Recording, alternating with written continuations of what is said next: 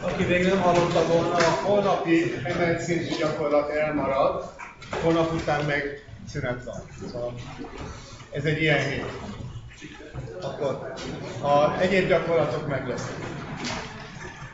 Most egy nagyon fontos részhez érkeztünk. Ennek az elemeit mindenki tanulta az általános iskolában, nem a középiskolában, úgy hívják, hogy lineáris egyenletrendszerek megoldása. Most egy kicsit általánosabban próbáljuk megvizsgálni, sőt, lehetőleg általánosabban.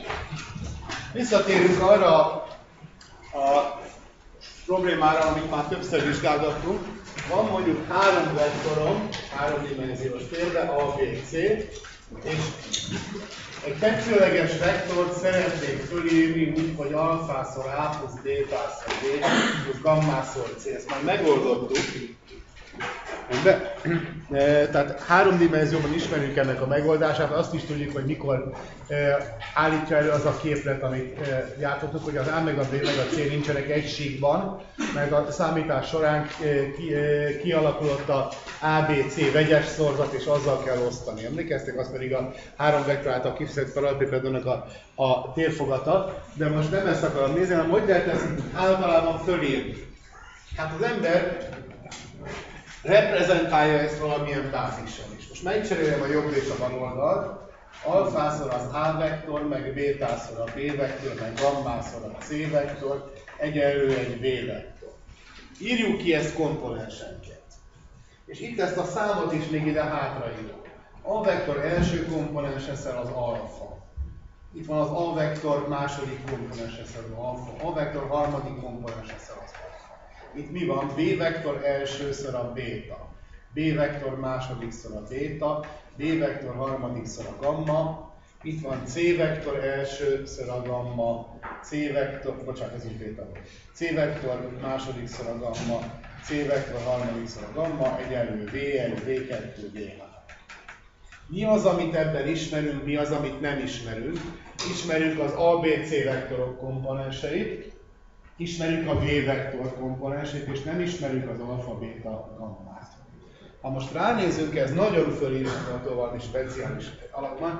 Nézzétek meg, hogyha az A-ból, B-ből, C-ből csinálunk egy mátrixot, A1, A2, A3, B1, B2, B3, C1, C2, C3, és az alfából, bétából, gammából csinálok egy vektort, és megkérdem a háziasszonyt, hogy is kell ezeket összeszorozni. Mátrixol vektor, sorszoroztok. A egyszer alfa, meg B egyszer béta, meg C egyszer gamma, az eredményt beírom ide, az egy V1. A kettőszer alfa, meg B kettőszer béta, miért mondja ezen itten? Az a V2, és végül ez a V3. Tehát ez az egyenletrendszer, ami geometriailag annyit jelent, hogy keresem az alfa, béta, gamma kifejtési együtthatókat, az úgy is felírható, hogy az ABC vektorokból csinálok egy mátrixot, a mátrixot megszorzom az ismeretlen vektorral, és az eredmény egy ismert vektor.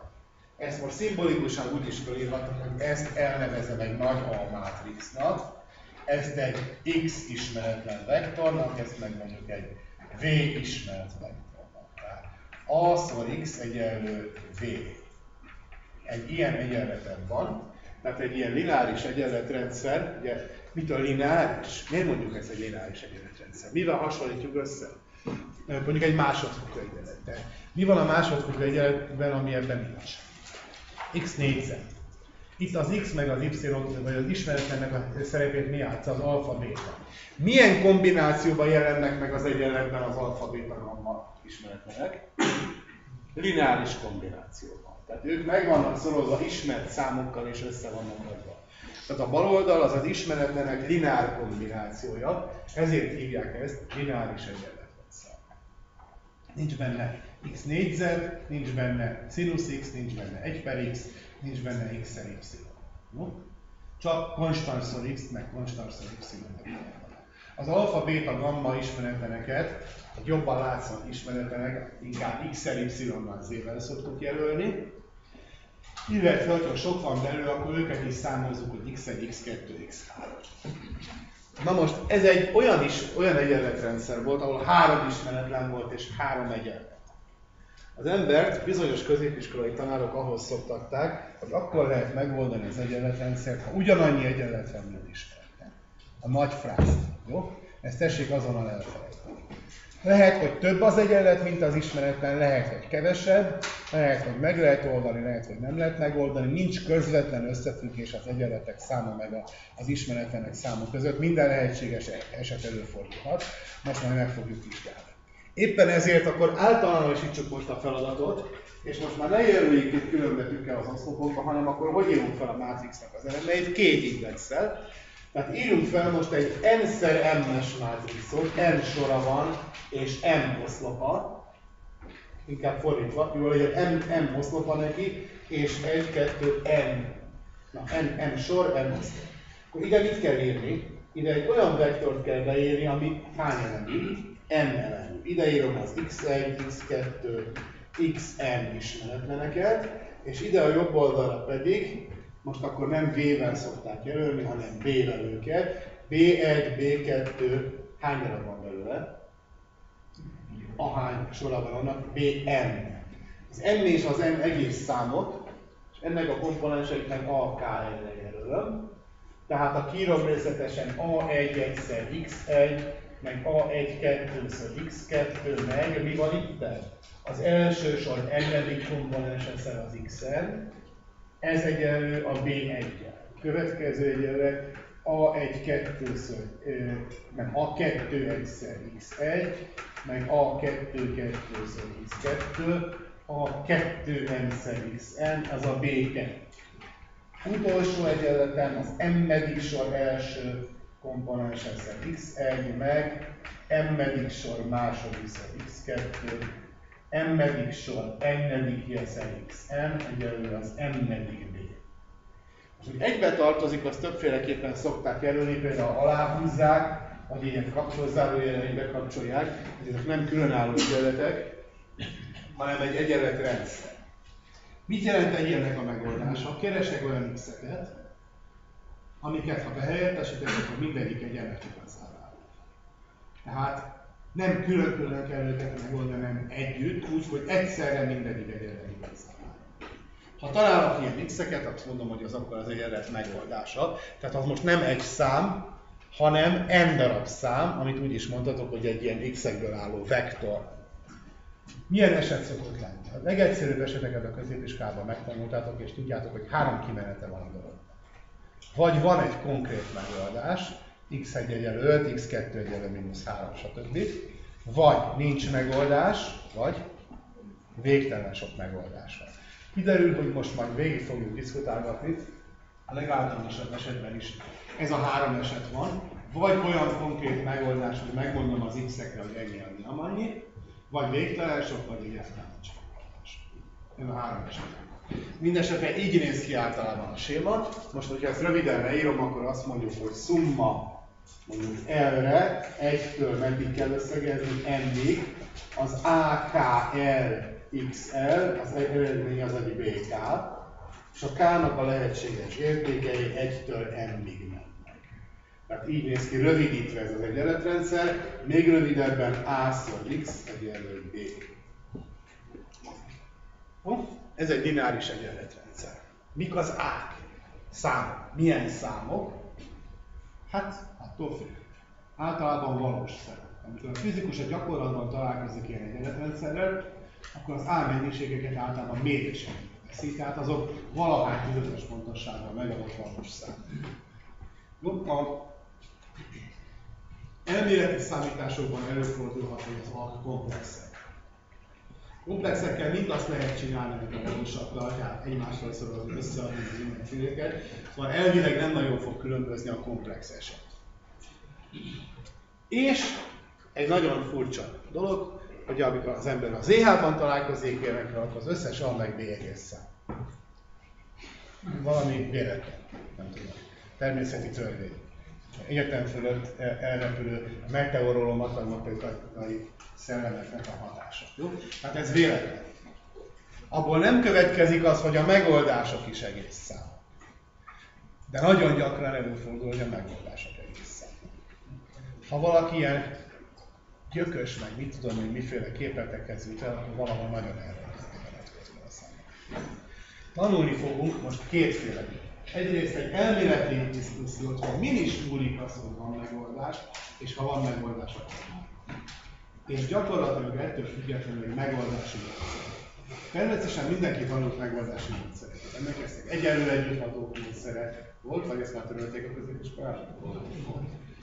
Aztán például behelyettesítés. Az egyik ismeretlen kifejezem, az egyik egyenletből beteszem a másik. Ugye 3 egyenlet, az egyikből kifejezem az Z-t, beteszem a másik 2-be, akkor az már csak X-re, Y-ra egyenletrendszer. Ugyanezt megismétlem hosszú. Jó, ezek az eljárások, ezek működnek sok ismeretemnél is, csak nagyon macerásak. Sokat kell írni, könnyű elrontani. Könnyű benne hibát követni el, és ráadásul egyik ember az egyik egyenletből fejezi ki az egyik ismeretlen, másik a másikból, hát ha éppen nem sikerül. Ezért van egy szisztematikus eljárás, ami elvileg gyakorlatilag ugyanezt csinálja, csak úgy tudod lejegyzetelni a számolást, hogy könnyen tud ellenőrizni magad, viszonylag kevés a hibaforrás, és egyértelműen elvezet a megoldáshoz, ha van, és ahhoz is elvezet, hogy megmutatja, hogy nincs megoldás. Jó? Ha középiskolában megtanultad, akkor választhattál, hogy melyik módszert használni. Most egyetemben vagyunk, most már nem választhatsz. Tessék megegyezni egy életre, hogy az embernek lineáris egyenletrendszert kell megoldani, akkor mindig ezt a Gauss eliminációt nevezett módszert kell használni. Ez az egyedüli, jól használható gyors eljárás, az összes többi ennek revitívő. Ezért meg kell tanulni ezt. Hol? Én el fogom mondani most itt az alapjait, de gyakorolni a gyakorlatot kell. Mindenkihez eljutott már a példatár, amit küldtem. Kihez nem jutott? Ordibátor? Ordibátor hol? Igen. Légy szíves, közöld velük, hogy hol van a példatár. Facebookon továbbra is van.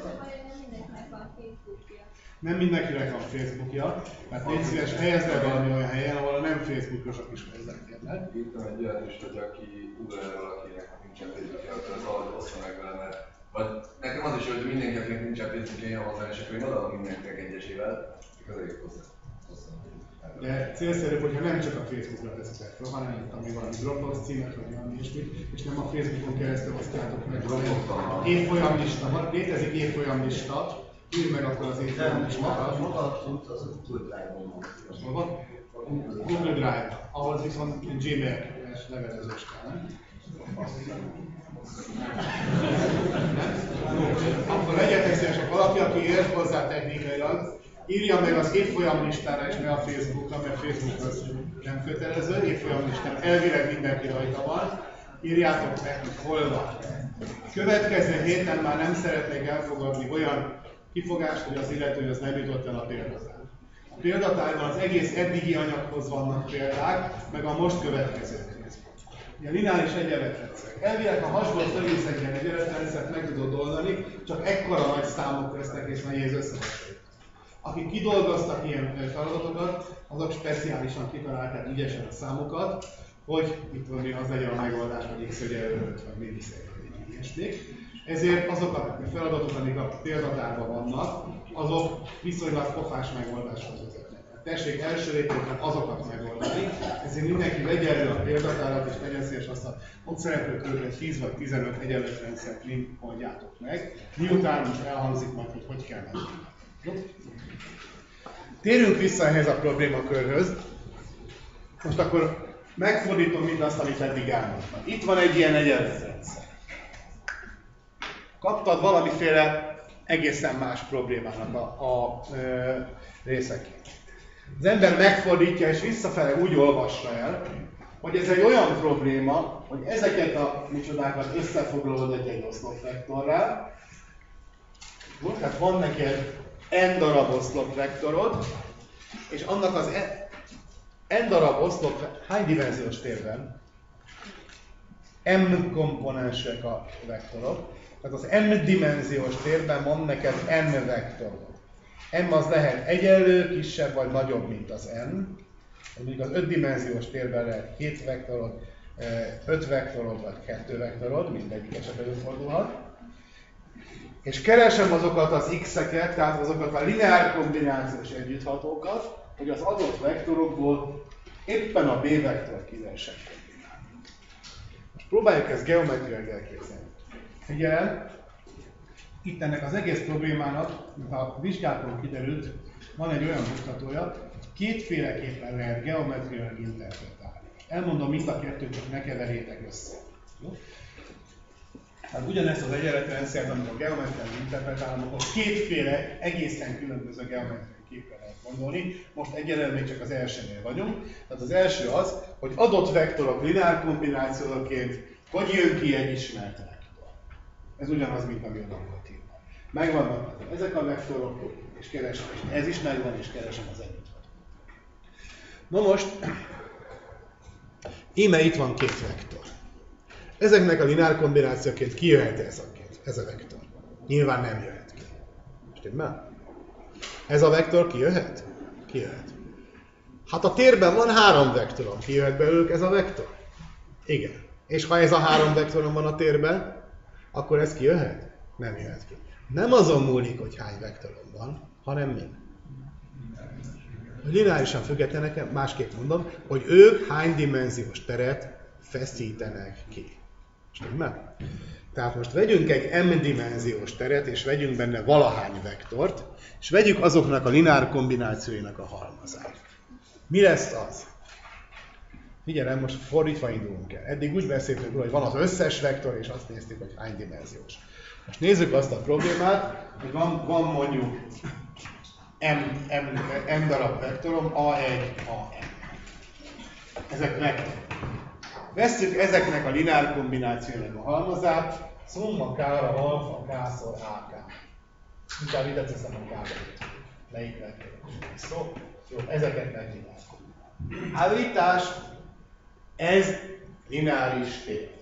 Tehát az adott vektorok lineáris kombináció lineáris tér. Ugye mit kell csinálni? Veszek egy másik olyat, ami szintén ugyanazoknak az áknak a lineár kombinációja, az egy szumma k-ra beta k-szor ak. Adjuk össze ezt a két vektort, akkor a szumma alfa k plusz beta k-szor az ak. Hát ez is az áknak a lineár kombinációja. Az összeadás nem viszi meg. A számolszózásra viszi meg. Ez lineáris tér. Tessék megint erre a példára gondolni. A 3 dimenzióban itt van ez a két vektor. Ezeknek a lineár kombináció mit alkotnak? Ha bekapod az összes olyan vektort, ami ennek a két vektornak a síkjában. Stimmel? Nem kapod meg a tér összes vektort. Ez a halmaz, amit ezek kifeszítenek, ez egy lineáris tér. Ez a teljes térnek milyen? Kell mondani? Altere.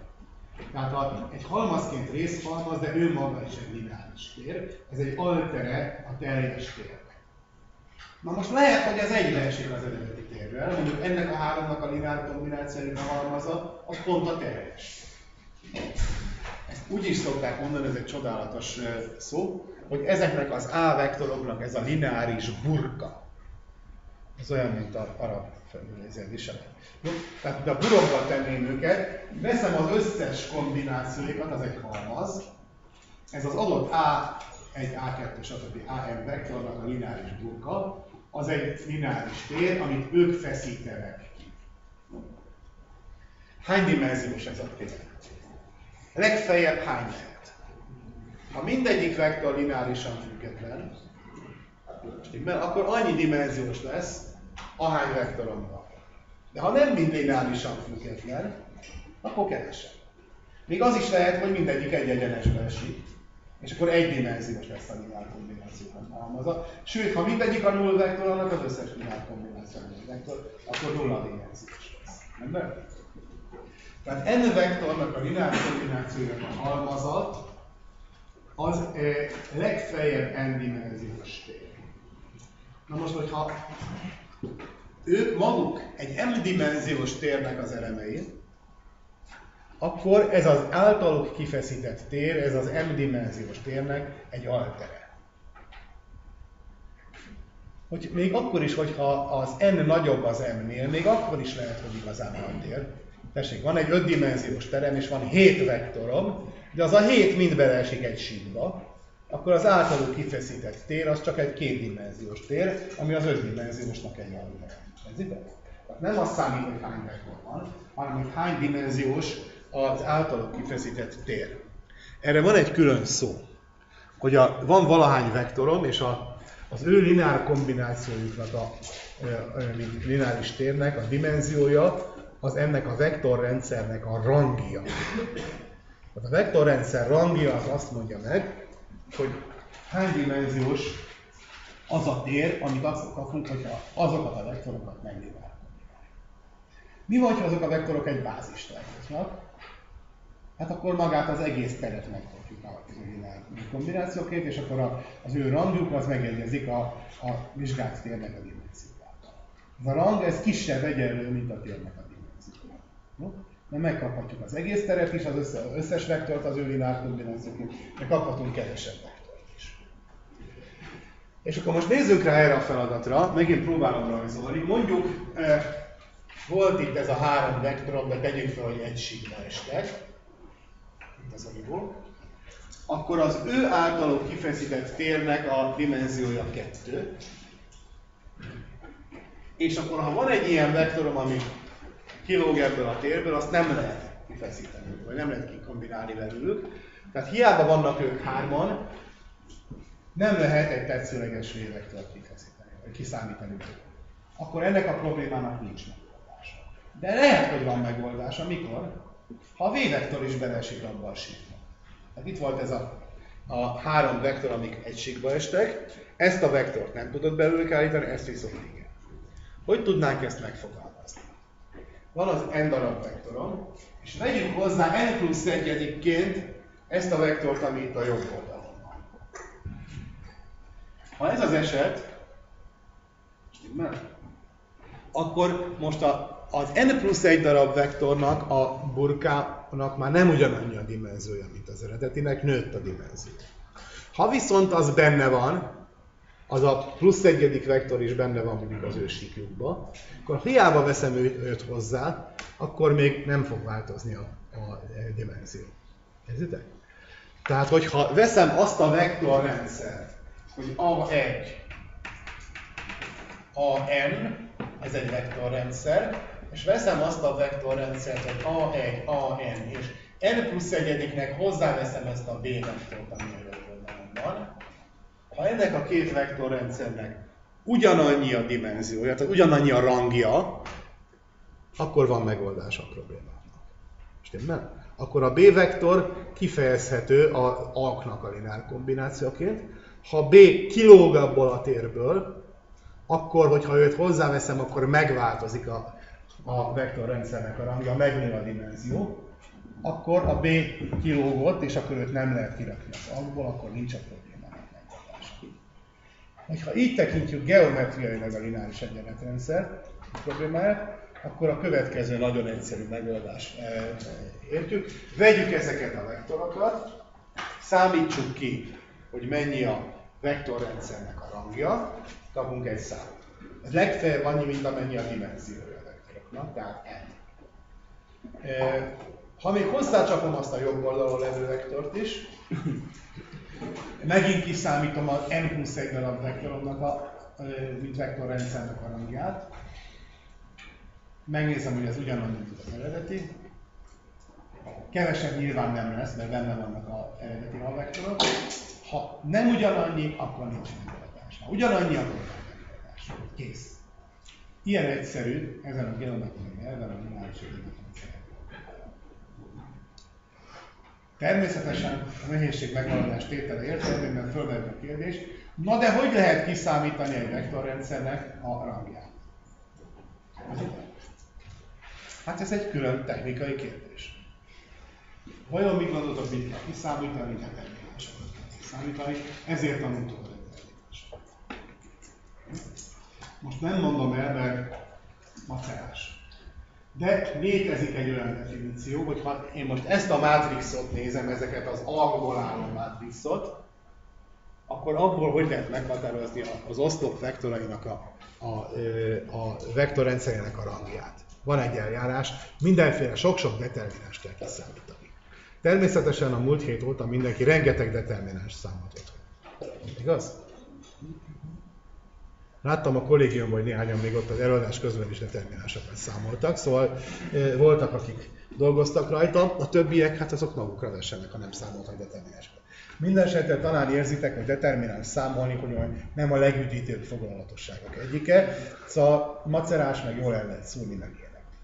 Tehát, hogyha az embernek azt mondják, hogy mielőtt nekirász a feladatnak, előtt számolj ki mondjuk 15 determinánst, és utána aztán számolj ki még 18-at, és akkor utána majd megbeszéljük, hogy mi van. Hát akkor esetleg nincs valami más eljárás? Amikor a vadászat kérdezem meg, hogy van-e más megoldás a problémára? Hát itt is létezik más megoldás a problémára. Tehát elvileg ez, amit elmondtam, ez megoldja egyszer mindenkorra az összes bináris egyenletrendszernek a problémáját.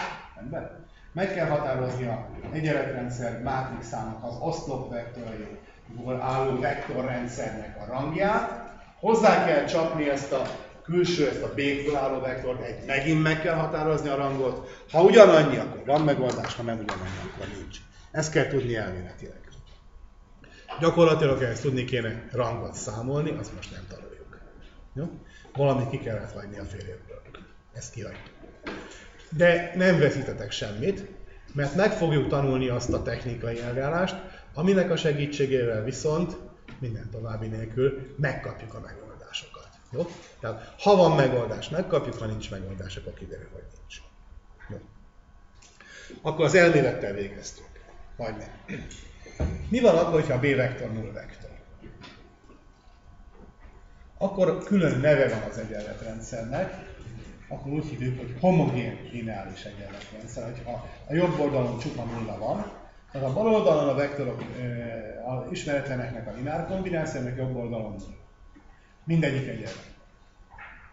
Van-e ennek megoldása? Figyelem, alkalmazzuk az előző tételt.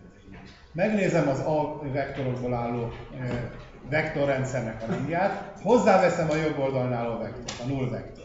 Változott a rangja? Nem változott. Egy homogén egyenletrendszernek mindig van megoldás. Az inhomogénnek nem mindig van. És másképp is lehet mondani, ugye itt volt ez a valahány vektorod. Az volt a kérdés, hogy ő belőlük ezt ki lehet-e kombinálni. A null vektort, azt mindig ki lehet kombinálni. Mivel függ össze ez a probléma? Emlékeztek, tanultuk, a lineáris függetlenség, stb. Most sokkal egyszerűbb. Mi van, hogyha a vektorok lineárisan összefüggnek, akkor vannak olyan nem nulla együtthatók is, hogy ki lehet kombinálni. És hogyha függetlenek, hát akkor meg csupa nulla együtthatóval ki lehet kombinálni. Ha csak azt kérdezzük, hogy vannak-e olyan számok, amiket az alfa, béta, stb. Helyére, vagy x1, x2 helyébe be lehet írni, hát persze. A nulla az mindig jó.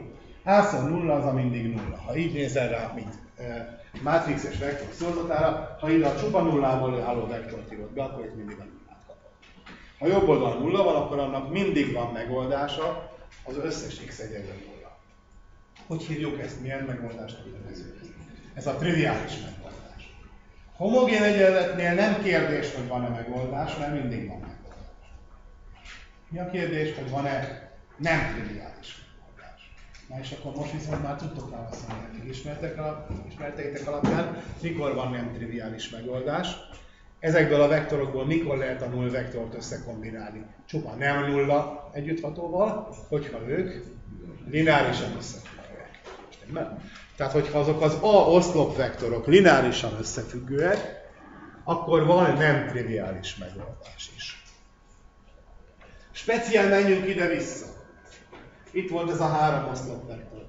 Mikor lesznek ők lineárisan összefüggőek? Ha egy síkban van. Hogy lehet ezt kideríteni? Kiszámítom az általunk kifeszített parallelepipeden térfogatát. Azt meg hogy tudod? Ennek a 3x3-as mátrixnak kiszámított a determinánsát, mert az pont megadja a parallelepipeden térfogatát. Hogyha az nulla, akkor a három vektor lineárisan összefügg. Egy síkban van. A megfelelő homogén egyenletnek ekkor van, tehát annak, hogy ide nulla van írva, Itt a null vektor van. Ugye azt mondtuk, hogy A-ból, B-ből, C-ből ki lehet kombinálni nem nulla együtthatókkal a null vektort. Ez pont azt jelenti, hogy lineárisan összefüggnek. Annak az a feltétele, hogy az ABC vegyes szorzat nulla legyen. Azaz a determináns. Ha a determináns nulla, akkor van nem triviális megoldás. Ha a determináns nem nulla, akkor csak a triviális megoldás van. Homogén egyenletnél a harmadik eset, hogy nincs megoldás, az nem fordul elő. De mindig van megoldás, a nulla. Ha van egy nem triviális megoldás, figyelem, akkor már is van végtelenség.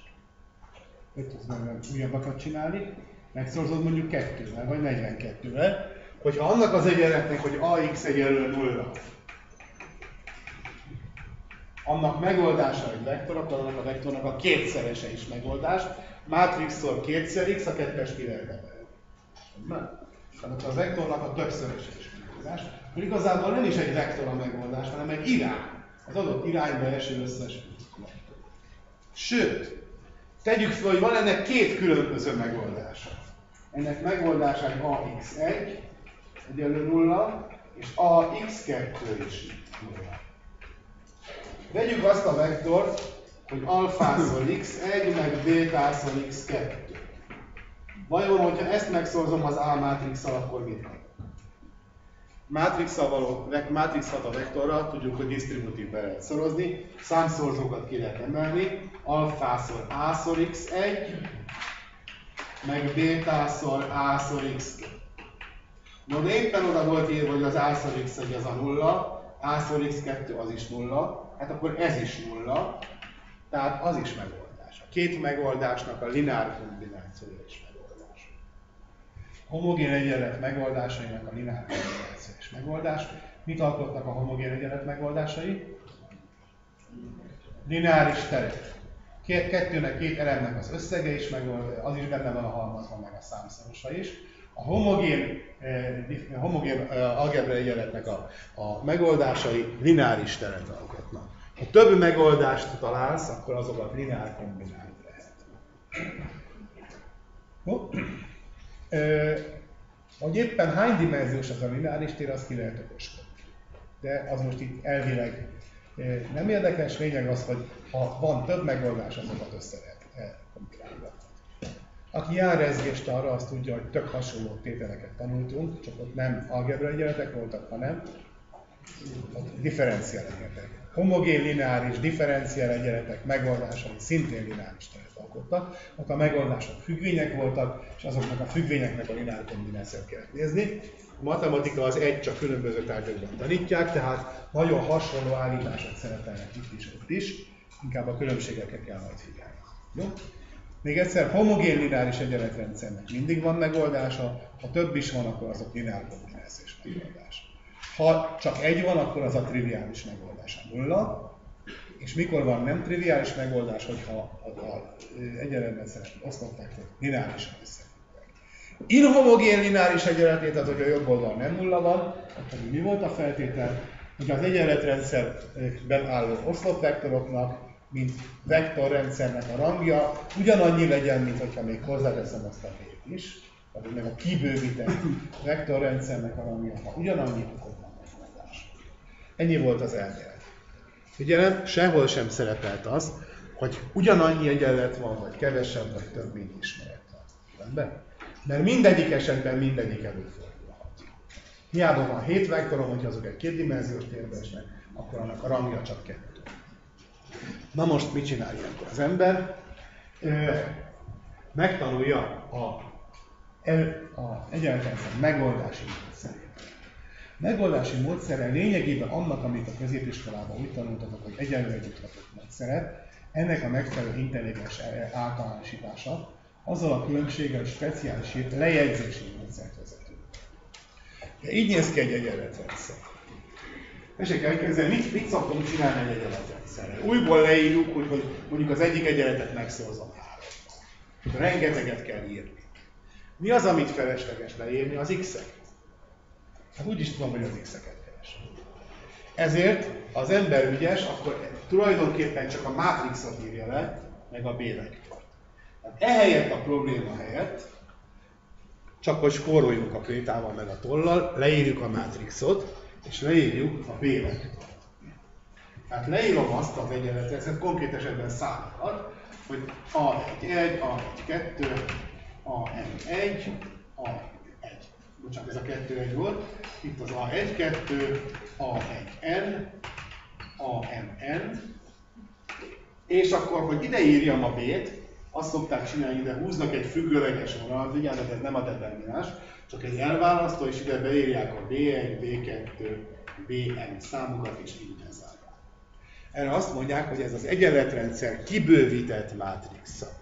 Tehát az egyenletrendszerben szereplő A mátrixhoz plusz egyedik oszlopnak oda csapom a B-t. Ha ezt megadták, akkor többen megadták az egyenletrendszert, mert ebből bárki reprodukálhatja, hogy maga az egyenlet hogy néz ki. A1 egyszer x1, meg A1 kettőszer x2, stb. Vissza föl tudod írni az egyenletrendszert. Most az ember tanult eljárásokat, hogy lehet átalakítani az egyenletrendszert. Figyelj, az eljárás nagyon hasonlít ahhoz, amit a determinánsoknál tanultunk, de van egy oltári különbség. Ha a determinánsnál csinálsz egy lépést, mit írsz a két egymás után lejövő determináns közé? Egyenlőséget. Miért? Mert a determináns értéke az egy szám. Ott olyan átalakításokat csináltunk, amik a determinást egyszerűbb alakra hozzák, de a számértéke nem változik. Addig alakítgatjuk, amíg a végén ki tudjuk számítani. Ezt tanultuk. Most viszont itt nem az történik, ez nem egy szám, ez egy egyenletrendszer. Ha végrehajtom az átalakítást, akkor mikor jó egy átalakítás? Hogyha egy másik egyenletrendszert kapok, aminek viszont ugyanaz a megoldása. Tehát nem rontom el a megoldásokat, nem veszítek el megoldásokat, és nem jönnek be hamis megoldások. Stimmel? Olyan átalakítást szeretnék végrehajtani az egyenletrendszeren, hogy ugyanazban legyen a megoldása. Erre mondják azt, hogy ez egy ekvivalens átalakítás. Tehát ekvivalens alapra szeretném hozni, és akkor ilyenkor nem egyenlőségeket írok, hanem egy ilyen ekvivalencia jelet, hogy akkor újból leírom a mátrixot, egy kicsit módosítva, és addig pofozom, mindjárt megtanuljuk, hogy milyen lépéseket szabad vele csinálni, hogy úgy, hogy az új egyenletrendszernek ugyanaz legyen a megoldása, tehát ekvivalens legyen az eredetivel, csak, hát azt már egyszerűbb legyen kezelni. Na akkor gondolkodjunk, hogy mit szoktunk csinálni, amikor ki vannak írva az egyenletrendszer. Meg lehet csinálni, hogy egyik egyenletet hozzáadom a másikhoz. Ha mondjuk ezt az egyenletet hozzáadnám a másikhoz, az hogy jelenne meg? Hogy az x1 együtthatójaként az a1 plusz a2. Megcsinálhatnám azt is, hogy mondjuk a második egyenletet megszorzom 3-ban, és úgy adom ide hozzá. Az akkor a mátrix nyelvén hogy jelenne meg? Hogy ehhez a számhoz hozzáadom ennek a háromszorosát, ehhez a számhoz ennek a háromszorosát is. Erre mondják, hogy ez egy sor transformáció. Csináltam vele egy ilyen változtatást. Az egyik sorban a valahányszorosát hozzáadom a másik sornak. Vigyázzat, az egyik sor, amit hozzáadtam, az marad változatlan. Egyszerre mindig csak egy ilyen lépést szabad csinálni. Most jön egy újabb oltári nagy különbség a determinásokhoz képest. A determinásoknál meg lehetett csinálni ugyanezt az oszlopokkal is. Egyik oszlopot hozzáadom a másikhoz. Itt nem szabad megcsinálni. Ha az oszlopokat adogatnám össze, akkor összekeverném az egyik ismeretlen együtthatót a másik ismeretlen együtthatót. Itt csak a sorokkal szabad felállni. Mi történt egy determinással, ha két sort felcseréltem? Előjelet váltott. Itt mi történik, ha két sort felcserélek? Semmi az égvilágon. Hát az ugyanaz egy egyenletrendszer. Egyrészt ennek nincs előjele, mert ez nem egy szám. Másrészt, hogy milyen sorrendben adtam meg az egyenleteket, az tök mindegy. Jó? Tehát szabad felcserélni egyenleteket, szabad egyik sornak a valahányszorosát hozzáadni a másikhoz. Mi történt, hogyha a determináns egyik sorát megszoroztam egy számmal, akkor mi történt? Az egész determináns értéke megszorzódott. Rendben? Itt mi történik, hogyha az egyik egyenletet megszorzom egy számmal? Az égvilágon semmi. Az jó. Mondjuk nullával nem érdemes megszorozni, mert akkor vesztünk információt, de akármilyen számmal megszorozhatod. Tehát azt is szabad, hogy egyenletet hagyod békén, csak megszorozod egy számmal. Vigyázzat, de természetesen a jobb oldalon álló békén is meg kell szorozni, hiszen ezt az egyenletet megszorozod 5-tel, akkor ezt is meg kell szorozni. Ákat meg a békén. Hát az egész sort végig kell szorozni egy számmal. Ez azért jó, mert amikor mielőtt levalom egy másikból, előzőletesen esetleg megszorozom. Ha ezeket a manipulációkat végrehajtom, akkor ekvivalens alakra hozom az egyenletrendszert. Tehát mit szabad csinálni? Meg lehet cserélni a sorokat. Az egyik sort meg lehet szorozni egy számmal, nem nullával, és egyik sort a másikhoz hozzáadni. Ez a három alapvető művelet, ebből már következik az, hogy egyik sor számszorosát is hozzá lehet adni a másik sorhoz. Ha ezeket a műveleteket hajtom végre, akkor nem változik az, hogy mik az egyenleteknek a gyökeri, mik a megoldások. Jó? Megint tessék észrevenni, most akkor jöttek a matematikusok, rendelkezésetekre adtak, mint amikor közmunkára kimentek, kaptatok egy csomó ásót, gerekét, stb. Ezzel bármit lehet csinálni. Ez a megengedett munka. De mi az, amit még nem mondtam meg, hogy mi a feladat? Hogy árkatássatok, vagy utat gerebézzetek. Rendben? Most utána az ember megmondja, hogy ezzel a szabadsággal mit szabad csinálnod, mire kell hajtani. Ha mindenkinek odaadnám ugyanazt az egyenletrendszert, és akkor megadnám a lehetőséget, akkor mindenki össze-vissza alakítgatná, mindenkinek lenne 20 különböző egyenletrendszere, és ugyanolyan rondák lennének, mint a szeretet. Most megpróbálja az ember céltudatosan felhasználni ezt, és akkor mondom az eljárást. Mire hajtunk? Itt van a mátrixunk. Első lépésként azt szeretném elérni, hogy itt csupa nulla legyen. Tehát az első oszlopban a legelső elem kivételével alatta csupa nulla legyen. Erre hajtunk. Hogy tudom én ezt elérni? Hát rettentően egyszerű. Ha például az volt mondjuk, hogy az első egyenleten mondjuk, hogy 1, mínusz 3, 5, stb. Itt meg az volt, hogy 2, mínusz 4, 5.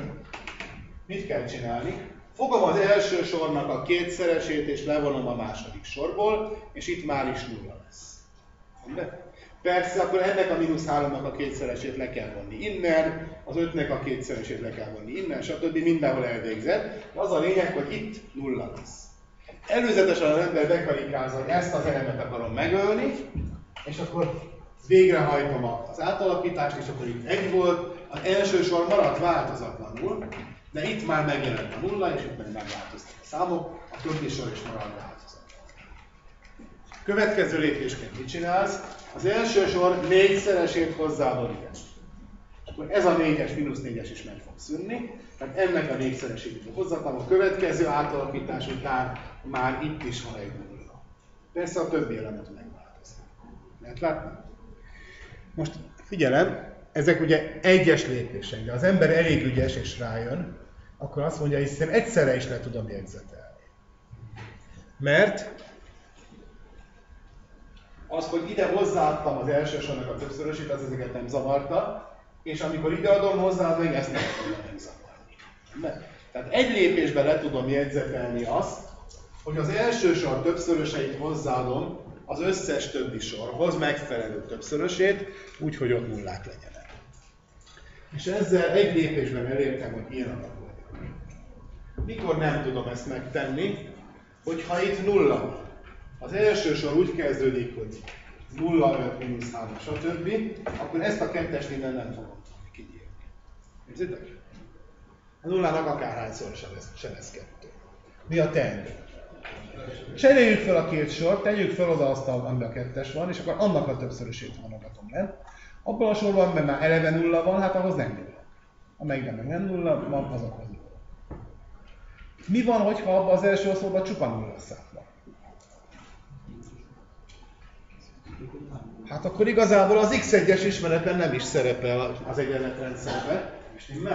Ha csupa nullával van megszorozva, akkor egyre kevesebb ismeretlen sem akkor külön örülök. Hát ki ad nektek ilyen hülye egyenleteket? Amiben az egyik oszlopban csupa nulla van, esetleg a természet. Nyilván könyvben nem találkoz ilyennel, de a paraméteresen van megadva, ott alfa van, akkor végig kell diszkutálni. Ha alfa nincs nulla, akkor mi van, ha alfa nem nulla. Rendben? Ha a mérésekből az derül, hogy csupa nulla van, akkor másképp kell tovább számolni. Érzitek? Tehát időnként előfordulhat ilyesmi, de gyakorlatban nyilván, amikor kapsz egy ilyet, akkor az első oszlopban legalább egy nem nulla van. Na most jön egy nem matematikai, hanem technikai dolog. Képzeljétek el, úgy kezdődik az egyenlet, rendszer, hogy itt van a 7, itt a 3, stb. Mit kell csinálni? Az első egyenletnek a 3/7 le kell vonni a következőből. Beüti az ember a zsebszámológépbe 3/7, a 0,28 stb. Azzal szó következő. Ajjajjajjajjaj. Figyeljetek! Ha már abban a marha szerencsés helyzetben vagytok, hogy az isteni kegyelem következtében olyan egyenletrendszerekkel találkoztuk, amiben egész számok vannak, akkor ne roncsátok el és ne tegyetek vele tízedest. Tízedes törtek létezését felejtsétek el. Mit kell tenni? Hogyha nagyon törtekkel akarsz számolni, akkor azt írod, hogy 3/7 is. Tehát valódi tört, zsebszámológépet elfelejtjük. Később aztán majd lesznek gyökös kifejezések. A gyököket sem szabad viszont. Mert olyan gyökökkel fogtok találkozni, amik utána 3 lépéssel később nem megeszik egymást. És hogyha közelítetted volna, hát akkor majd kerekítések lesznek és kerekítési világ. Rendben? Mi mondja az ember, még annyira se szeret törtekkel számolni. Ahogy az évfolyamnak a törtkezelési hajlandóságát láttam a beugró ZH-nál, ez előfordulhat. Hát akkor a következő dolgot csinálja az ember. Például a második sort megszorozza 7-tel. Szabad a sorokat megszorozni 7-tel? Igen. Tehát itt mondjuk ilyen volt, hogy akkor átalakítom úgy, első lépésként az első sort hagyom békébe, és ezt megszorozom 7-tel, és most már jöhet az, hogy az első sornak a 3-szorosát levonom a másodikból, és akkor ott már nulla lesz a megfelelő. Rendben? És akkor végig egész számokra számolom. Vigyázzat, determinánsnál is mondtunk hasonlókat, ott akkor mi történik? A determináns ennyi sorát megszorzom, akkor ki kell írni eléje, hogy 1/z. Itt nem kell kiírni 1/z eléje. Az egyenletrendszernek nincs számértéke, azt nem kell megszorozni 1-vel akármilyen. A sort megszoroztam, attól még ugyanaz az egyenletrendszer. És akkor most már a következő lépésként kivonhatom belőle innen felső sornak a vakációsát. Jó! Sikerült végrehajtanom az eljárásomat, ilyen lett az egyenletrendszer. Ennek következtében persze itt is megváltoztak a számok. Rendben? Mi a következő lépés? Elfelejtem az első sort, persze mostantól mindig leírom az első sort, de ahhoz már nem nyúlok. És akkor erre ránézek. Nézzetek meg, hogy mi ez itt.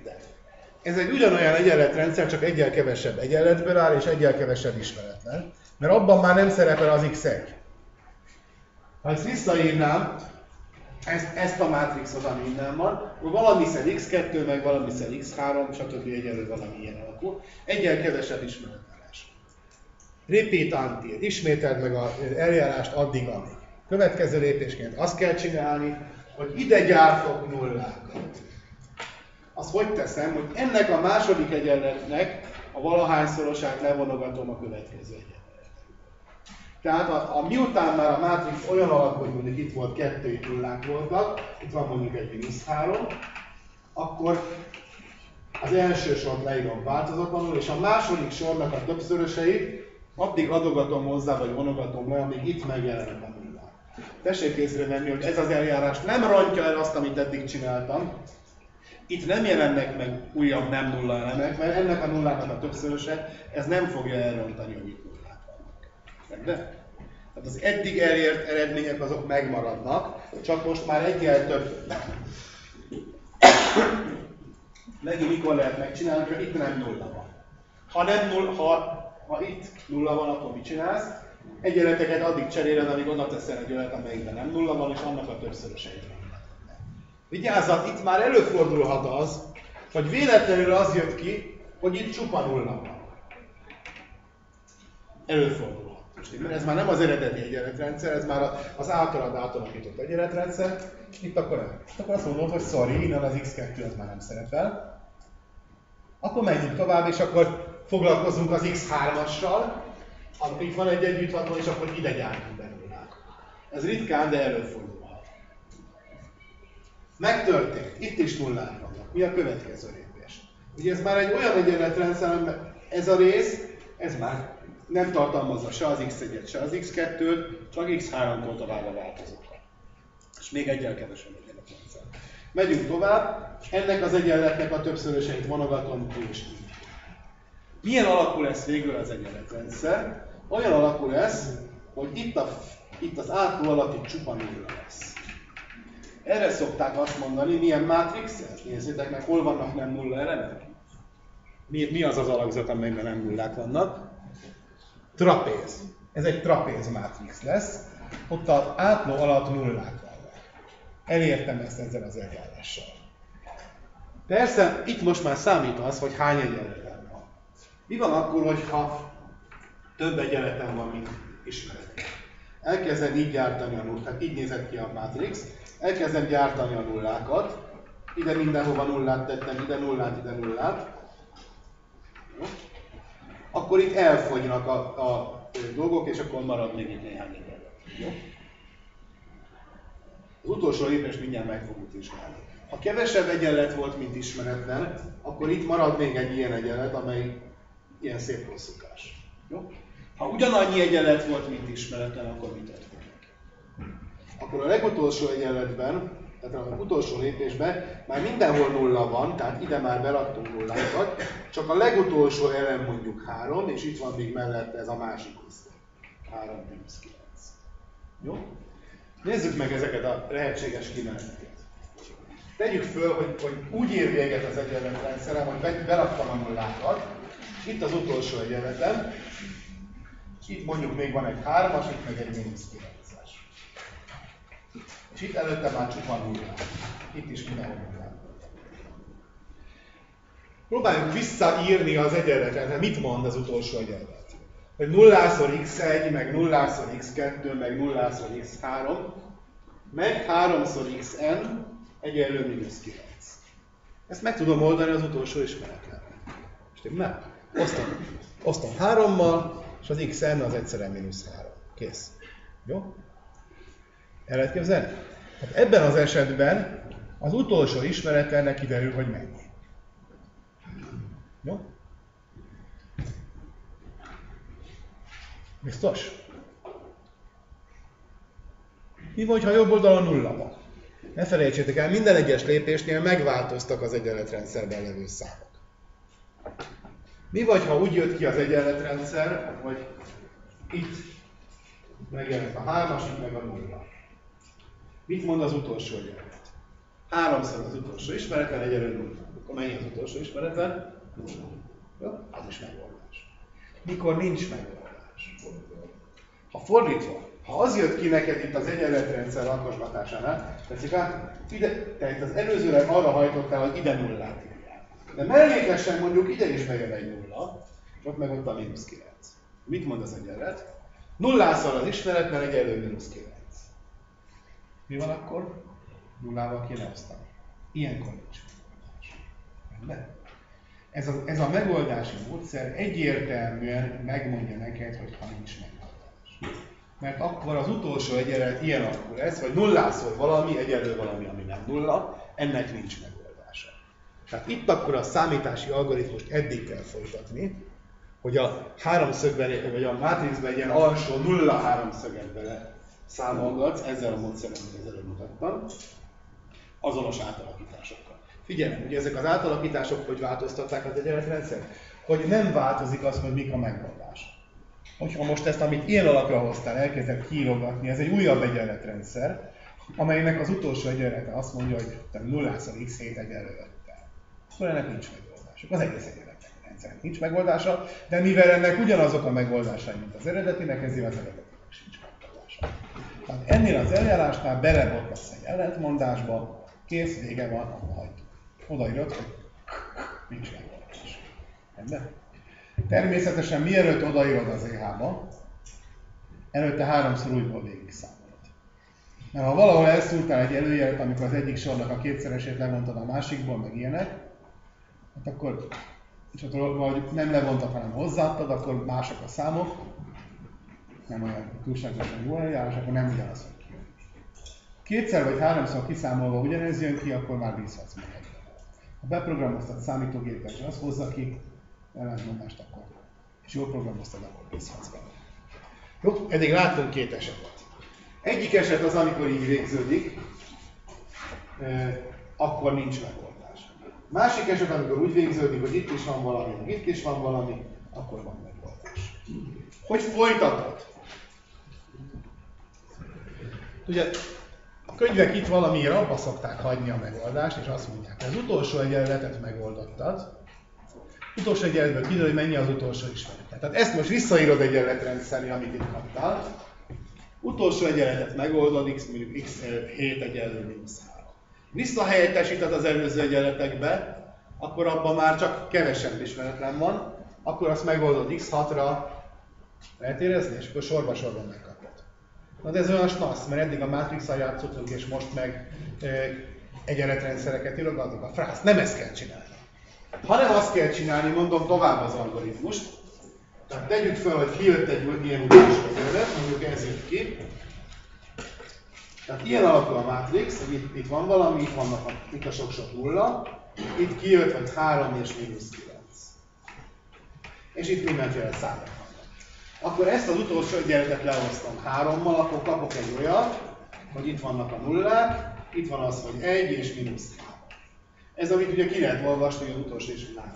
Most akkor ide be fogok gyártani nullákat. Mégpedig hogy?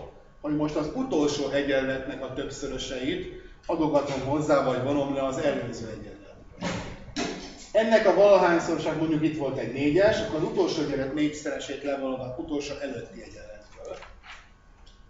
Figyelem, itt nem történnek bajok, mert ez itt minden csupa nulla. Ha ennek a nullának a többszöröseit innen levonod, nem történik változás. Hol történik változás? Itt.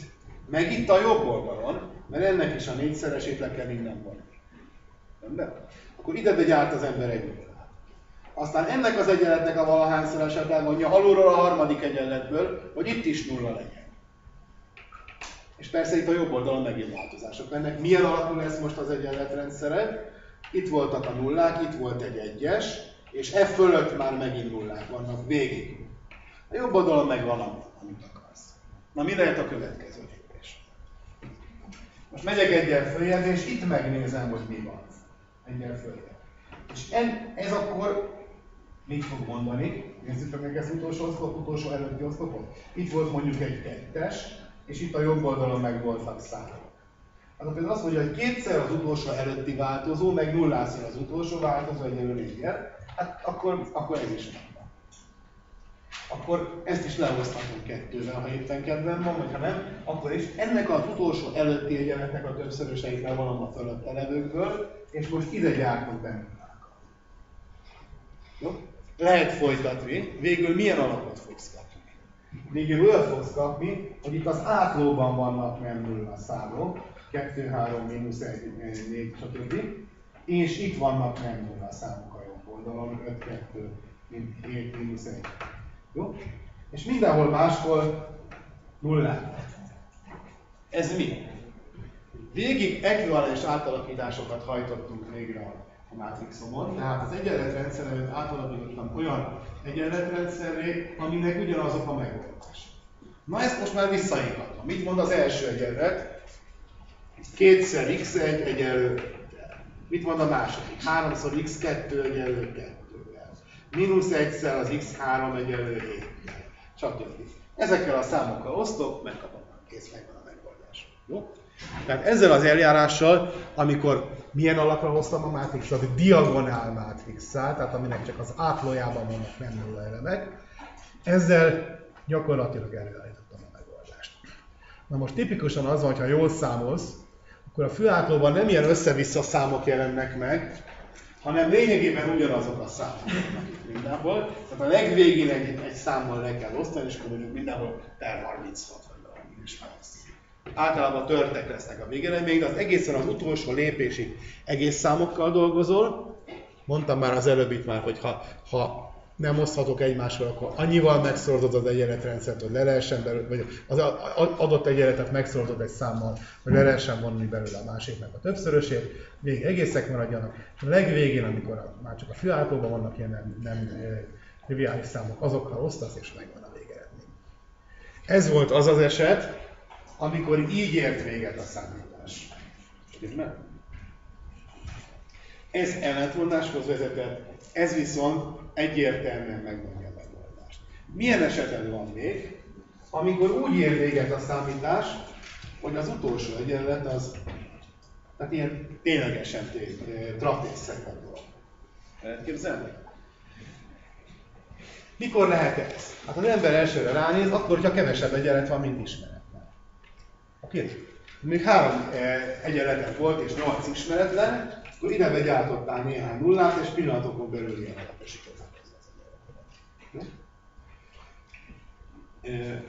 De máskor is előfordulhat, hogyha mondjuk ugyanannyi egyenleted volt, mint ismeretlened, de a egyenletek levonásakor hirtelen az egyik az 0 egyenlő 0 ható egyenlethez, tehát csupa 0 lesz benne. Mit jelenthet az, hogyha az egyik egyenlet az csupa 0? Mit csináltam én most itt az egyenletekkel? Lineár kombináltam őket. Az egyik egyenletnek a többszörösét hozzadtam a másikhoz. Egy lineár kombináció. És abból kiraktam egy nullát. Ez mi? Nem lineárisan függetlenek, de micsodák? Vigyázat, most az egyenletek. Az egyik egyenlet, az kijön a többi. Az első egyenletnek a 3-szorosához hozzadom a másodiknak a 5-szörösét, levonom belőle a harmadikat, akkor megkapom a negyedik egyenletet. Ez azt jelenti, tehát most eddig arról volt szó, hogy úgy tekintettem a mátrixot, mintha az oszlopai lennének a vektorok. Most ha úgy nézek rá a vektorokra, hogy így vízszintesen vannak a mátrixban vektorok, és hogyha azok lineárisan nem függetlenek, akkor lehet belőlük nullát összerakni. És akkor egyszer csak így a Gauss elimináció lépéseinél megjelenik egy csupa nulla sor.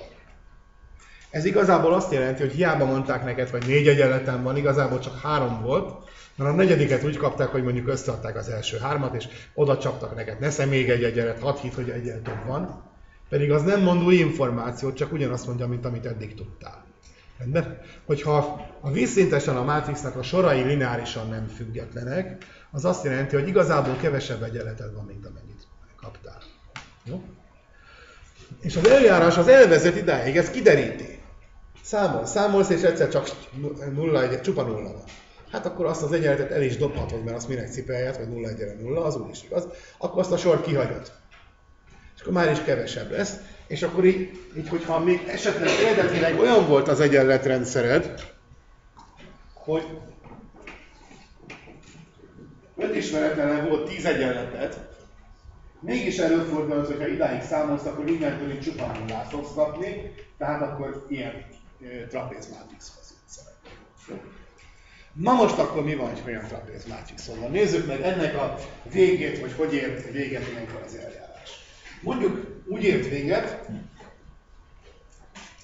ide begyártottad a nullákat, és itt még van egy 3-as, meg egy 2-es, itt meg egy -1-es. Tegyük fel, hogy így ér véget az eljárás. Még egyszer vegyétek észre, hogy amikor a Gauss elimináció lépései során alulra berakod a nullákat, akkor elérkezik az igazság pillanata. Amikor a legutolsó egyenletet is, a legutolsókat is behoztam ide a nullákat, akkor kiderül, hogy mi van. Kiderül, hogy ellentmondás van, vagy van egyértelmű megoldás, vagy pedig ilyen a végeredmény. Jó? Ez a 3 lehetőség van. Itt persze lehet több számítás mellett. Mit jelent ez az utolsó eset? Mondjuk azt mondja, itt voltak a x, y, z, u, v ismeretlenek voltak, azt mondja az is, egyenleten, hogy 3u meg 2v egyenlő -1. Van ilyen u és v szám? Persze, nem is egy, hanem végtelen sok. Tehát ilyenkor van az, hogy végtelen sok megoldás. De. Na most mit csináljon ilyenkor a rendes ember? Azt mondja, hogy hát ha te mondasz nekem egy v-t, akkor ebből én kiszámítom az út. A v-t mint paramétert tekintem, és a v-nek az ismeretében már mindent ki lehet számolni. Ezért csináljuk azt, hogy vigyük át a v-t a másik oldalra. Úgy mondom, hogy 3u egyenlő -1 -2v, és a v egy paraméter. Ezt formálisan úgy csinálom, hogy ezt az oszlopot átdobom ide előjelváltásra. És újból leírom a mátrixomat, hogy az már itt úgy ér véget, hogy itt egy 3-as, itt a -1, és melletténk jobb oldalt megjelent tehát ezek voltak itt a konstansok, és itt megjelenik a v mint ismeretlen a másik oldalon. Tehát ez az egyenlet most ennek a rövidítése. És innentől azt csinálom, amit az előbb, hogy az utolsó egyenletnek a többszörösét elkezdem levonogatni a fölötte levő egyenletet. keresztekből, és ide begyártom a nullákat. És akkor itt is csinálom az eljárást, tehát itt is lesznek mindenféle számok. Következő lépésként ezt a számot fogom, és annak az egyenletnek a többszöröseit vonogatom le innen. Végül miért fogsz kapni, hogy itt vannak a nem nulla számok a főátlóban, itt a jobb oldalon van valami, meg emellett is van valami. Rendben?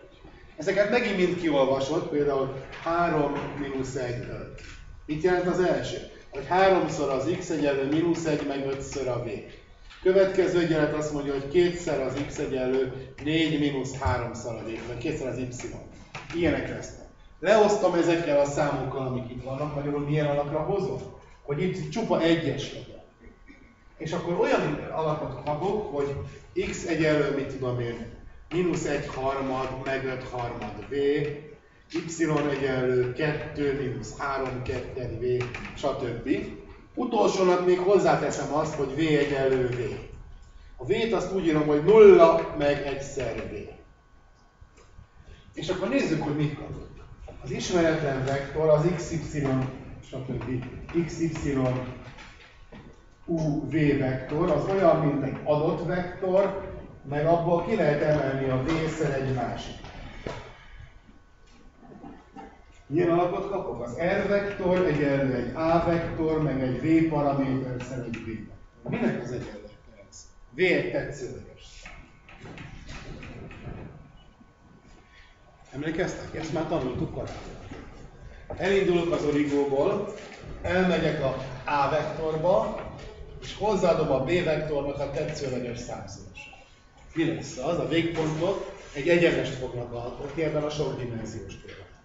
Végtelen sok megoldásom van, és az a végtelen sok megoldás az úgy helyezkedik el, hogy a vektor végpontjai egy egyenesen szaladnak végig. Tehát ilyenkor a végtelen sok megoldásnak a lehetősége az így jelenik meg, hogy ezzel az eljárással lehet elállítani. De amikor elérkeztél odáig, hogy az utolsó egyenletben több változó van, akkor az egyiket átadod a másikat. Olyan dobsz át, amiben itt nem múlnak. Akkor utána ennek az egyenletnek a alakítgatásával végül ez a v, mint paraméter marad benne, és végtelen sok megoldás. Nézzétek meg, mit jelentett a eredeti, ez volt ugye az x vektor. Azt mondtuk, hogy az A mátrixon x egyenlő valami adott b volt. Ha az x helyben ez mondjuk legyen c. Ha ide beírom az x helybe azt, hogy a-szor kis a plusz ez a paraméterszer a c, egyenlő a b-vel. Ha v egyenlő nullát írok be, akkor mit kapok? Ez minden v-re igaz. Azt úgy lehet mondani, hogy a-szor az a vektor, meg a v-szer az a-szor a c vektor, ez egyenlő a b vektor. A mátrixról az a vektor az pont egyenlő a b-vel, és a mátrixról a c vektor az vajon mi lehet? Az a null vektor. Ez mi? Ez a homogén egyenletnek a megfelelő megoldása. Annak, hogy a-szor x egyenlő nulla, annak pont a c a megoldása. Rendben? És hogyha a homogén egyenletnek egy megoldását hozzáadom a inhomogén egyenlet egy megoldásához, az is megy. Egyesek jártak rezgéstalanul, ahol ugyanez a mondat hangzott el. Emlékeztek? Az inhomogén egyenletnek, hogy a-szor a egyenlő b, vagy a-szor x egyenlő b, annak egy megoldásához, mondjuk ez a kis a vektorhoz, hozzáadhatom a homogén egyenletnek a megoldásának a tetszőleges számszorosát, az is megoldás. Jó? Ez az eljárás automatikusan elő fogja állítani. Mi van, ha az utolsó sor úgy jön ki, hogy nem két szám van itt, hanem több? 3, 2, mínusz 1, és itt van a jobb oldalon mondjuk az 5. Akkor mind a két paramétert átadom a másik oldalra. Egyet ott hagyok, kettőt átadom. És akkor milyen alakú lesz a végeredmény? X egyenlő A plusz valami szeret C vektor, meg valami szeret D vektor. Vajon milyen alakzatot kapok ilyenkor? Az egy sík. Elmegyek az origóval idáig, innen két vektornak a lineár kombinációit írtam föl, az egy így elhelyezkedő sík. Rendben? Mi van akkor, hogyha homogén egyenletem? Homogén egyenletnél ugyanezeket az eljárásokat csinálja az ember, tehát formálisan követed a Gauss eliminációt. Melyik eset nem fog előfordulni? Ez az eset nem fordul elő. A bal oldalon van egy nem nulla, jobb oldalon van egy nulla. A jobb oldalon van egy nem nulla. Magyarul, amikor van egy konkrét megoldás, az nem fog előfordulni, mert a jobb oldalon csupa nulla. A homogén egyenletrendszernél eljuthatsz odáig, hogy itt van egy 3-as és itt egy 0, és akkor mi van? Akkor a nulla megoldás. Sorba visszahelyettesítheted minden megoldás, minden szám nulla, megkaptad a triviális megoldást. Ugye azt tanultuk, hogy a homogén egyenletrendszernek mindig van megoldása, speciál a triviális megoldás. Milyen másik lehetőség van, hogy a homogén egyenlet úgy ér véget, hogy 3, 2 és a másik oldalon a nulla, akkor az egyik paramétert átdobod a másik oldalra, 3, 0, 2, és mész visszafele. És akkor az utolsó, ennek a paraméternek a függvényében meg az valami, az olyan lesz akkor a megoldás, nem olyan, hogy A plusz V szer a C, ez itt nincs. V szer a C. Tehát a C megoldásnak a többszörösét. Vagy hogyha többet kell átadni, akkor több különböző. Ez a bizonyos egyenes vagy sík ilyenkor átmegy az origon. Tehát akkor nem így kell elképzelni, az előbb rajzoltam, hogy megyek ide az ávektorra és ott utána tovább, hanem átmegy az origon ez a bizonyos, és ennek a többszörösen lépnek fel. Vagy ha sík, akkor az origon átmegy a síknak a végén. Jó? Ha ezt az eljárást jól megjegyzitek, gyakorlaton csináltok rá csomó példát, és otthon mindenki megoldja azt a 10-valahány feladatot, ami benne van a példatárban, akkor többet az életben nem lesz problémátok lineáris egyenletrendszerrel. Pontosabban akkor lesz probléma, amikor nem konkrét számok vannak benne, hanem paraméterek, betűk. Hát akkor nyilván az ember többreng, hogy vajon melyik egyenletnek hányszorosát vonjuk le a másikból, mert a betűk azok bonyolultabb. Ha ez nulla, ha az nem nulla, jó, akkor csomó diszkusziók fölléphet. De numerikus, konkrét esetekben nem lépnek fel problémák. Ne használjátok tizedes tölteket, hogyha egészek vannak, maradjatok az egészek.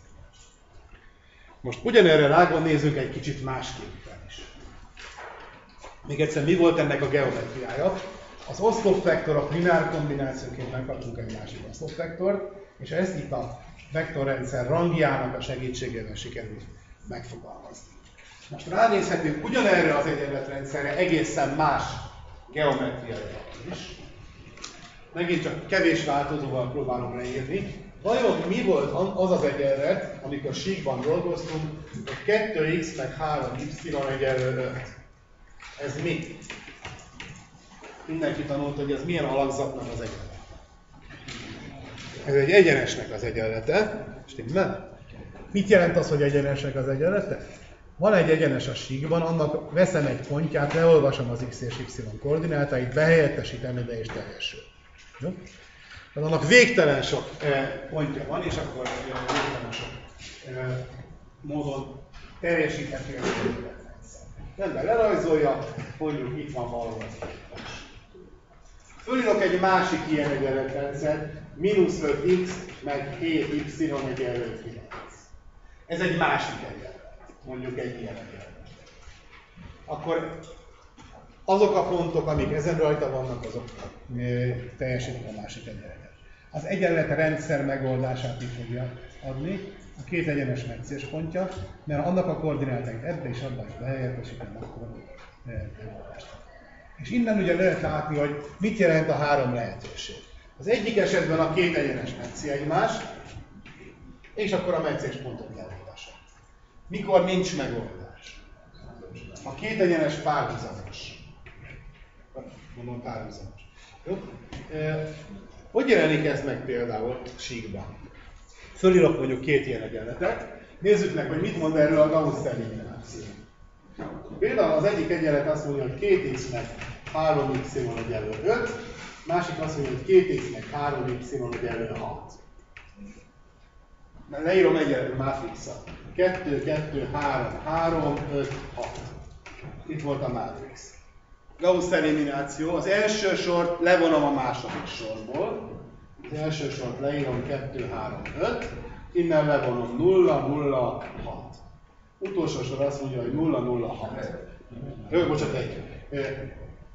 0-szor x meg 0-szor y egyenlő 1. Van ennek megoldása? Nincs megoldása. Jó, ez geometria, tudják meg, hogy a két egyenes nem tetszett egymást. És mit jelent az, hogy végtelen sok megoldás van? A két egyenes egybeesett. Tehát például úgy nézett ki a két egyenletem, hogy az egyik azt mondja, hogy 2x plusz 3y egyenlő 5, másik azt mondja, hogy 4x meg 6y egyenlő 10. Hogyha az elsőnek a kétszeresét levonom a másodikból, akkor mit kapok? Akkor nullát kapok. Hát a két egyenlet ugyanazt. Két dimenzióban nagyon egyszerű, akkor mondhatják ugyanazt, hogyha az egyik a másiknak a valahányszorosa. Ez azonnal látszik. Több dimenzióban már mondjuk. Ez annak felel meg, hogy két vektor akkor párhuzamos, hogyha egyik a másiknak a kétszerese, akkor lesznek lineárisan összefüggően két dimenzióban. Na most mit jelenthet egy ilyen egyenlet három dimenzióban? 2x meg 3y mínusz 5z egyenlő 7. Ez vajon minek az egyenlete három dimenzióban? Ez egy síknak az egyenlete. Ezt úgy lehet megérezni, hogyha az egyenesnek az egyenletét egy kicsit más alakban írom, ezt az egyenletet, hogy 2x meg 3y egyenlő 5, azt felírom most olyan alakba, hogy a 2-3 vektort skalárisan megszorzom az xy-nal, ez egyenlő 5. Egy adott A vektor szor az R vektor egyenlő egy alfa szám. És az R vektor egy ismeretlen vektor. Ilyen egyenleteket oldogatjuk már, tessék ránézni, itt van egy vektor. Mondjuk legyen, osszuk le ezt még ennek a kettőnek a abszolút érték négyzetével, legyen ez most akkor egységvektor, m-szer R egyenlő egy béta szám. Itt van egy m egységvektor, itt van egy R vektor. A kettőnek a skaláris szorzata hogy néz ki? Ennek az abszolút értéke. Az egyszer az R abszolút értékszer ennek a koszínusza, az pont az R vektornak a vetülete az n negyed esélyre. Különböző R vektoroknak mikor lesz ugyanaz az vetülete, hogyha ezen az egyenesen van a végpontjuk, mert ezeknek a vetülete az mind ugyanaz lesz. Jó? Tehát így lehet fölírni az egyenesnek az egyenletét, hogy az egyenesen merőleges belső egységvektorral van megszorozva az R vektor egyenlő egy adott konstanssal. Na most ugyanezt térben képzeli az ember, ezt akkor azt mondom, hogy a 2-3-5 vektor van megszorozva az xy-z vektorral skalárisan, ez egyenlő 7-tel. Megint ilyen alakú, hogy egy vektorszor a helyvektor egyenlő egy adott konstanssal, megint egy adott vektorra merőleges síkban levő végpontokat kapjuk, mert hogyha azt levetítgetem ide, akkor pont ugyanaz a vetület lesz. Jó? Tehát így egy egyenes helyett egy síkot kapok. Hát akkor az ember már elbírja képzelni, azt nem mondom, de analógiásan ki tudja találni, hogyha n dimenzióban van egy ilyen egyenleted, hogy valahányszor x1 meg valahányszor x2 meg valahányszor x3 meg valahányszor xn egyenlő konstans, az vajon minek az egyenlete? Az n dimenziós térben egy n-1 dimenziós hipersíknak úgy hívják. Ugye a kétdimenziós térben egy egyenes volt. A háromdimenziós térben egy sík. A négydimenziós térben hát az egy hipersík. Tehát egy egyen alacsonyabb dimenziós alakzat a térben egy ilyen egyenletnek itt van. Mi, hogyha két ilyen egyenletem van, hát annak a közös részét kell meghatározni. Két dimenzióban megnéztük, hogy milyen lehetséges esetek vannak. Három dimenzióban próbáljuk elképzelni, hogy két síknak, vagy három síknak a metszés vonala az milyen lehet. Két sík, ha metszi egymást, akkor egy egyenesben fogja metszeni egymást. Okay? De a két sík lehet párhuzamos, és a két sík egybe is eshet. Egyik egyenlete a másiknak a kétszeres, akkor az ugyanaz a sík. Jó? Három síkkal mi lehet? Itt van két sík, itt egy harmadik, akkor van egy darab pont, ahol metszik egymást. Ha ez a helyzet, akkor az egyenletrendszer megoldásaként kapsz egy konkrét számértéket. Mi lehet még? Lehet, hogy el tudjátok képzelni azt, hogy mindegyik sík ugyanabban a vonalban metszi egymást. El lehet képzelni, mint a könyv lapjai. Itt van az egyik sík, a másik itt metszi, ebben a vonalban a harmadik meg így helyezkedik el. Ugyanebben a vonalban metszi. A három síknak lehet egy ilyen közös vonala. Ez az, amikor az jön ki, hogy a megoldások egy vektor plusz egy, ami az előbb volt, hogy plusz egy paraméter szorozva egy vektorral, tehát a térben valahogy egy ilyen egyenesen helyezkedik el, tehát a megoldás, az egyes síkok valahogy egy ilyen vonalban. Lehetséges-e olyan eset, hogy a síkok metszik egymást, aztán még sincs megoldás? Próbáljátok elképzelni úgy, hogy itt volt az egyik sík, metszette a másik, a harmadik meg valahogy úgy helyezkedik el, hogy ezt metszi itt, ezt metszi ott, fölülnézetben így vannak mondjuk. Kettőnek itt a metszés vonal, a harmadik így szembe veletek, és a három metszés vonal az milyen? Az három párhuzamos egyenes a térben, amik egymás végül nem fogják metszeni. Külön-külön két síknak van közös pontja, a háromnak közös pontja nincs. Ez előfordulhat. Aztán előfordulhat az, hogy két sík egybeesik, és van még a harmadik. Oké? Okay? Volt három egyenleted, de az igazából csak két egyenlet. Aztán még további bonyodalmak is előfordulhatnak, lehet, hogy a három sík egybeesik. Akkor mi van? Akkor annak a síknak minden pontja megoldás.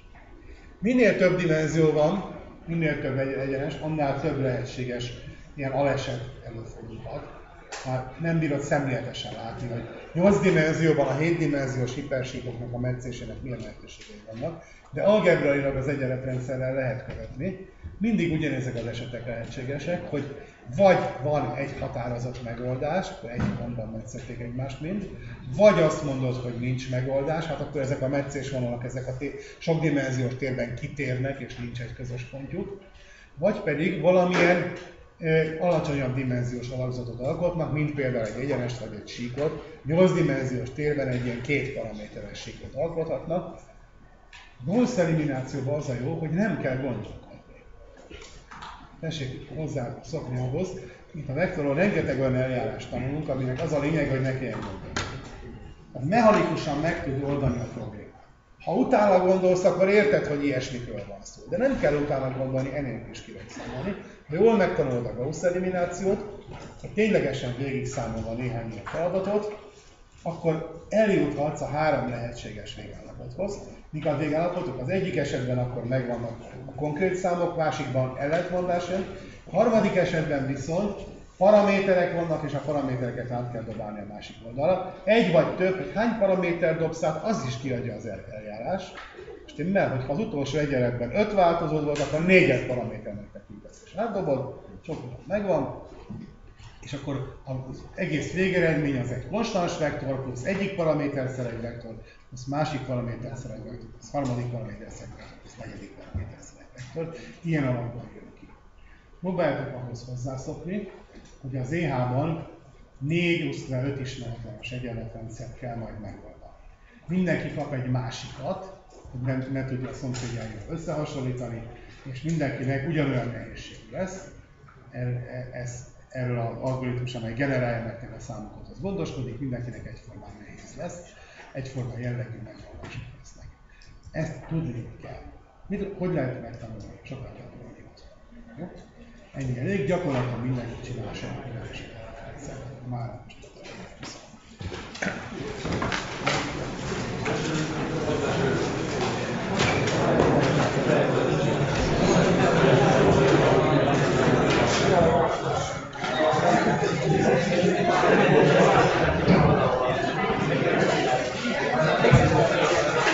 Tudjátok, hogy mi lesz pénteken? Mi lesz pénteken? Kérdezik, mi lesz pénteken? Ortvai verseny lesz. Mi az az ortvai verseny? 10 napos feladat megoldó verseny. Évfolyamonként van, tehát ti itt egymással küzdötök. Mindenkinek ajánlom a figyelmébe. ortvai.elte.hu. Most már el lehet olvasni a versenyszabályokat, ne olyan hangosan röhögjél, jó? Ne olyan hangosan röhögjél, most jó? Olvassátok el a versenyszabályokat, már lehet tanulmányozni, mindenki megoldva a vizsgálatnak 10 feladatot. A szünet utáni hétfőn